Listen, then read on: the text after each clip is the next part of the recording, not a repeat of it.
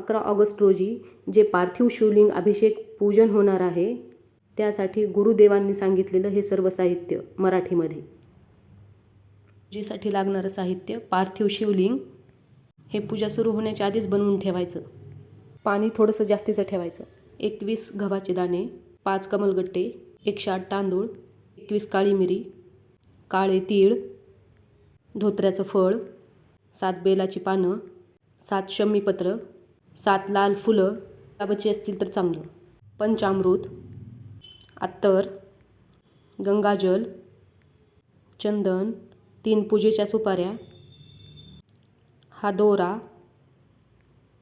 नंतर गुलाल, पूजेसाठी तांदूळ, कुंकू आणि पिवळं चंदन,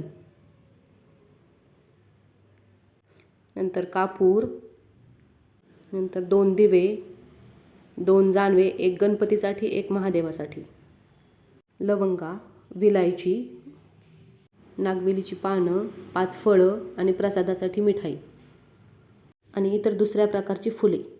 साहित्यात आभीर नाही आहे, तो कुठल्याही पूजेच्या दुकानावर मिळेल.